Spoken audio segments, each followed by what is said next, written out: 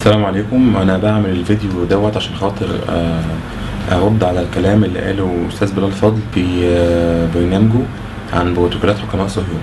اقروا الدكتور عبد الوهاب المسيري في موسوعة اليهود واليهودية والصهيونية. لو حضرتك مش قادر تقرا الموسوعة الكبيرة، اقرا الموسوعة الموجزة اللي طالعة في مجلدين او جزئين بيلخصوا او بيختصروا ال8 اجزاء، وافتح بروتوكولات حكماء صهيون.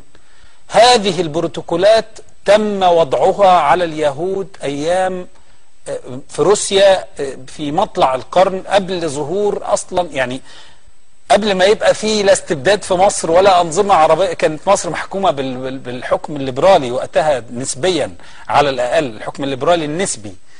واقرا حضرتك بروتوكولات حكماء صهيون، وانه وضعها اعداء اليهود لتبرير الاضطهادات الموجودة لليهود. يعني هي منتحلة ومنسوبة، يعني منسوبة ليهم، ملهاش اساس من الصح.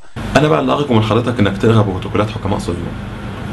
حضرتك بتقول ان الوقت اللي اتكتب فيه البروتوكولات من 100 سنة ما كانش فيه، او من 114 سنة ما كانش فيه استبداد في الامم العربية، والحكم في مصر كان الى حد ما ليبرالي. البروتوكولات ما اتكتبتش للمصريين ولا للعرب. البروتوكولات مؤامرة معمولة على الامميين، والامميين من وجهة نظر الصهاينة اللي كتبوا البروتوكولات كل الديانات ما عدا اليهودية.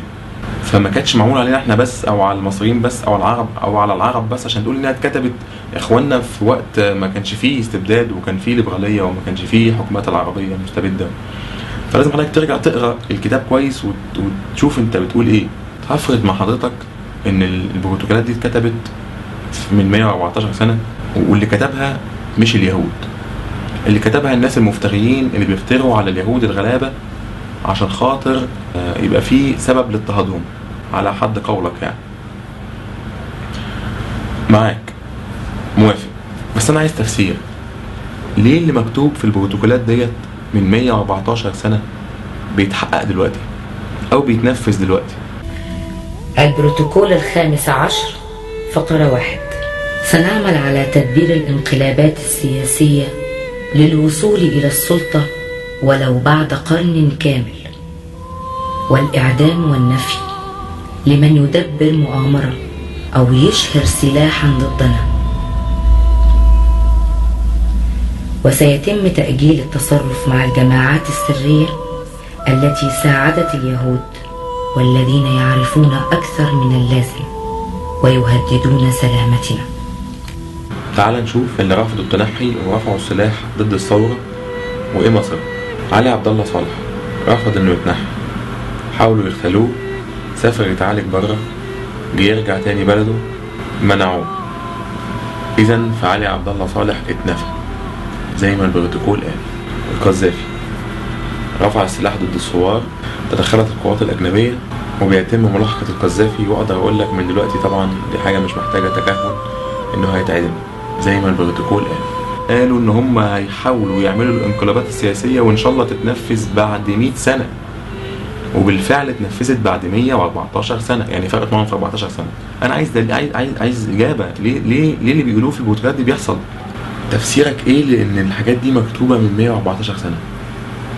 صدفة ولا في حد بيحاول ينفذها؟ اقروا الدكتور عبد الوهاب المسيري في موسوعة اليهود واليهودية والصهيونية. هذه البروتوكولات تم وضعها على اليهود ايام في روسيا في مطلع القرن، قبل ظهور اصلا، يعني واقرا حضرتك بروتوكولات حكماء صهيون، وانه وضعها اعداء اليهود لتبرير الاضطهادات الموجودة لليهود. يعني هي منتحلة ومنسوبة، يعني منسوبة ليهم، ملهاش اساس من الصح. ممكن يكون فعلا مش هم اللي كاتبينها زي ما قال الاستاذ عبد الوهاب المسيري، لكن ما فيش مانع انه يكون ان هم اللي بينفذوها، بغض النظر بقى مين اللي كتبها. لكن ليه ما يكونش ان اليهود شافوا فيها اللي هيفيدهم فبينفذوها؟ الاستاذ عبد الوهاب المسيري من 5 سنين طلع في قناة النيل للأخبار وقال ان اللي كتبوا في كتابه عن بروتوكولات حكماء صهيون يحتمل الصواب بنسبة 60% والخطأ بنسبة 40%. الكلام دوت كان في لقاء في قناة النيل للأخبار مع المفكر الكبير الله يرحمه عبد الوهاب المسيري. للاسف انا دورت على الفيديو ما لقيتهوش، فاتمنى ان اي حد عنده الفيديو دوت يبعتهولي. ولو حضرتك سألت وتقصيت عن الدكتور عبد الوهاب المسيري رحمه الله، وهو أحد مفجري هذه الثورة العظيمة، واللي ضحى بنفسه، واللي كانوا بتوع أمن الدولة بياخدوه، حتى كنا إحنا تلاميذه ويعني محبيه نتريق عليه نقول له دولة مش بتكرمك، بتعاملك زي القطط، بتسربك. ولو حضرتك سألت وتقصيت عن الدكتور عبد الوهاب المسيري رحمه الله، وهو أحد مفجري هذه الثورة العظيمة. انا بقى بطلب من حضرتك يا استاذ بلال فضل انك تتعلم من استاذك الراحل عبد الوهاب المسيري، اللي حضرتك وصفت ان هو من مفجرين هذه الثوره، وتسمع كويس الاستاذ عبد الوهاب المسيري رحمه الله بيقول ايه. ان التغيير لا يمكن ان يتم الا بالطرق الانقلابيه الثوريه. لكن ولدت قناعه عند الجميع انه مثل هذا التغيير الانقلابي لا يفيد احد، خاصة وان الدولة الحديثة ثبت انها مركبة الى اقصى درجة، وان ادارتها مركبة وان ادارتها تتطلب مؤسسات، والتغيير الانقلابي بيكسر كل المؤسسات. واعتقد ان دي مشكلة الحكومة الحالية. يعني الاستاذ عبد الوهاب المسيري في الوقت اللي هو كان فيه المنسق بتاع حركة كفاية، وهي حركة معارضة طبعا، قال ان الثورات بتهد وما بتبنيش.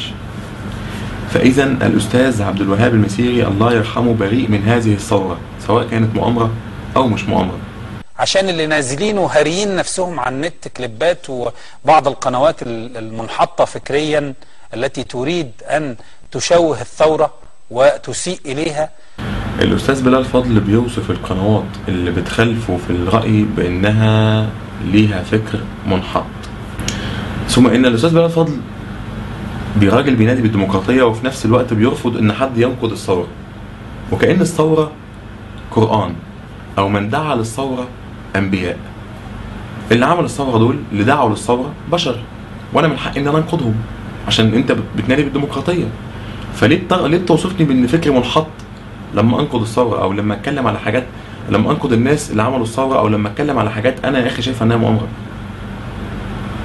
فيا ريت بلاش واحد محترم زي حضرتك يعرض نفسه لان شاب بيطلع في فيديو على النت يقول له كلام مش لطيف. انت راجل كبير المفروض يعني وعاقل. اخي ده الاديان والانبياء الناس بتختلف عليهم. مش عايز نختلف على الناس اللي عملت الثوره في الوقت اللي فيه ناس بتشتم فيه الرسول عليه الصلاه والسلام. مش عايز ان انا انقض 6 ابريل والبغدادي. ليه يعني؟ وانا مش بحب النوع ده من النقد. لكن انا هقول معلومه صغيره جدا للناس اللي بيتفرجوا على الفيديو. اي سيناريو في الدنيا لما بيتكتب بيبقى فيه جزء سيناريو وجزء حوار، جزء على اليمين جزء سيناريو، وعلى الشمال جزء الحوار. الجزء اللي على اليمين فيه كل حاجه العين بتشوفها، مفهوش صوت، يعني في حركه ممثل، في رياكشنات، في وصف للمشهد. واللي على الشمال فيه الحوار، الممثل بيقول ايه، في كل حاجه بنسمعها، مؤثرات، مزيكا، كلام اللي في المشهد. الاستاذ بلال فضل مؤلف فيلم حاحة وتفاحة كان كاتب في الجزء اللي على اليمين اللي هو جزء السيناريو اللي هو مفهوش حاجه بتتسمع، وصف اللي بيتشاف، شتايم وسب دين. سب دين في منطقه السيناريو. ده اسميه ايه؟ هل ده فكر مش منحط؟ واللي عايز يتاكد من المعلومه ديت يسال طلاب معهد سينما قسم سيناريو، او يروح للسبكي للانتاج الفني يحاول يجيب منه نسخه من الفيلم. هيلاقي الباشا كاتب شتايم على هيلاقي الاستاذ بلال فضل كاتب في الجزء بتاع السيناريو على اليمين شتايم وسب دين. يا ريت يا جماعه تشاركونا في صفحتنا على الفيسبوك اسمها VTV. هتلاقوا اللينك بتاعها في الشرح تحت الفيديو. تخشوا على اللينك وتعملوا لايك عشان تقدروا تشاركونا وتتواصلوا معانا. صفحة VTV هي الصفحة اللي الأستاذ بلال فضل وصفها بأنها صاحبة الفكر المنحط. شكرا. السلام عليكم.